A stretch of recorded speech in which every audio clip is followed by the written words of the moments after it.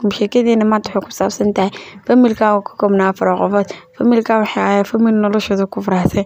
Gabadhaana mar walba wuxuu u keeni jiray ku farxi jirtay. Aabihiina wuxuu ka shaqayn jiray beertaas.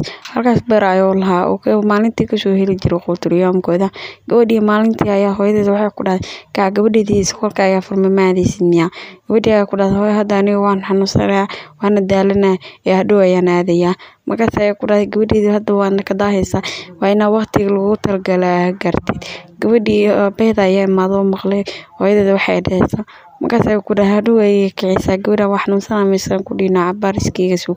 Laakiin ayeeyadii ayaa imaado meesha hadalkii oo maqashay markaas ayay ku dhahday gabadha mar walba saan ayay ugu qaylisaa haddii xanuunsan tahay haddii kala badus iskoolka ayay u dirtaa. Gabadhii ayay ku dhahday saas ma ka wada aniga waxaan rabaa in gabadhan wax ii barato ee noqoto qof fiican oo nolosheeda ku faraxsan. Markaas ayay ku dhahday ka noqoto ma xume laakiin gabadha mar walba waad kicisaa inaad taas ka dhaaftid waaye. Hooyadii ayaa ku xanaaqday iyadii waxay dhahaysay markaa aragtay ayay ku dhahday gabadhan hadda way kicisaa lee waaye. Markaas ayay ku dhahday qaylida jooji gabadheedii hadda way soo kacday. Markaas ayay ku dhahday hadda waan soo kacay waan cuntaynaa nabada. Markaas ayay ku dhahday hooyadeed ayaa ku dhahday saas ayaa la rabaa gabadheedii inaa wax qabsatay ayaa ku ron haddaan wax qabsiinaa san u sii fariisato adiga noloshaada ha ku dhiilin. Markaas ayay familkii hal mar ayay ku cuntayeen meeshii ku faraxsan.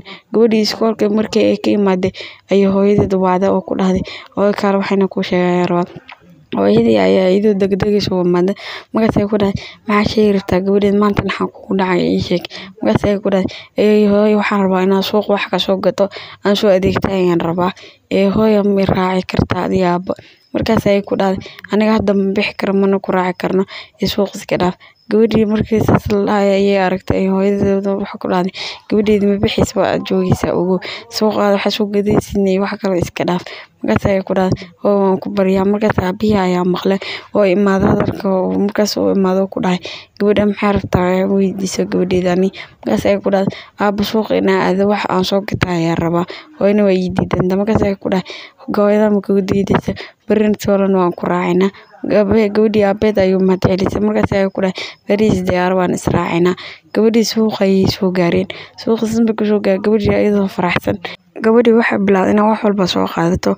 Markii dambe ayay waxay dhan soo xiriirtay iyadoo faraxsan. Familkii dhan oo faraxsan way soo raaceen laakiin gaariyaashii ayaa isku dhacay. Markaas ayay waxay dardareen hooyadeed iyo aabaheeda.